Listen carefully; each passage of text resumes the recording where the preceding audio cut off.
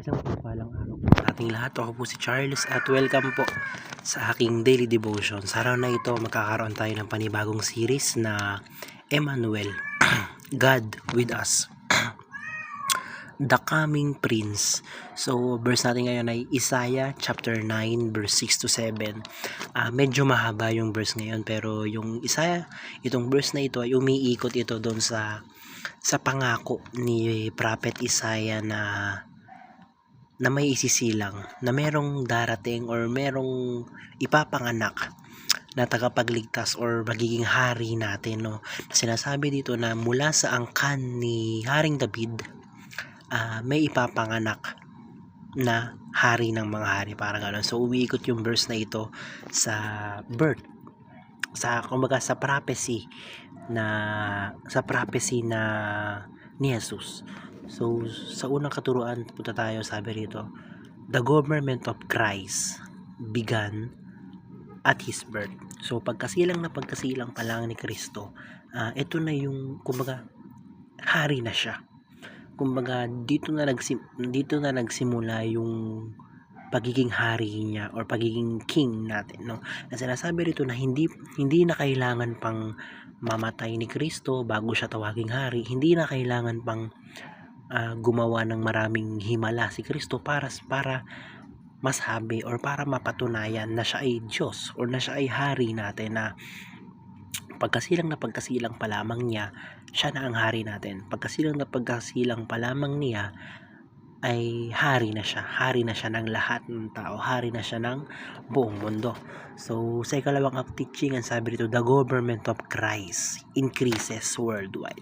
So ang paghahari ng Panginoong Jesucristo ay patuloy na lumalaki, patuloy na lumalaganap. Tingnan na lang natin yung mga sarili natin. Kumbaga, tayo yung mga patunay, buhay na patunay na patuloy na lumalaganap yung paghahari ni Jesucristo. So yun nga, di ba? Sabi nung bago umakyat sa langit si Kristo, sabi niya, ipalaganap yung paghahari niya, or na siya yung hari, gano'n, ipagkalat ba. So simula ng mga panahong iyon, nagsimula nang lumaki yung paghahari ni Kristo, or nagsimula nang dumami yung mga naniniwala or yung mga tinuturing na Panginoon si Kristo. So hanggang sa atin na yun nga, nasa Pilipinas tayo, and tayo yung buhay na patunay na talagang lumalago yung paghahari ni Jesucristo, ano? So sa ikatlong teaching, ang sabi rito, the government of Christ governs the nation. So ang Panginoon Jesucristo, siya yung namumuno or namamahala sa buong mundo, sa lahat ng mga bansa. So marahil sa atin, iniisip natin na kung ang Diyos ang namamahala, bakit maraming kasamaan pa rin, bakit maraming pagpatay, bakit maraming kamalian, ganon. Talaga natin tandaan, dapat nating ma-realize or dapat natin tandaan na ang pamamahala ng Panginoon ay hindi yan basta isang click lang, hindi yan basta boom, okay na, maganda na lahat. So kailangan nating malaman na ang pamumuno ng Panginoong Jesucristo sa atin ay paunti-unti.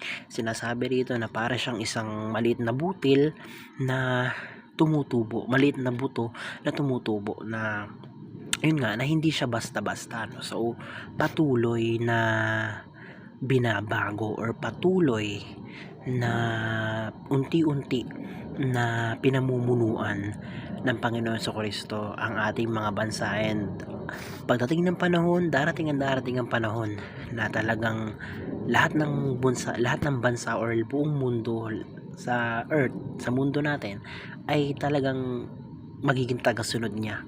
So paunti-unti, no?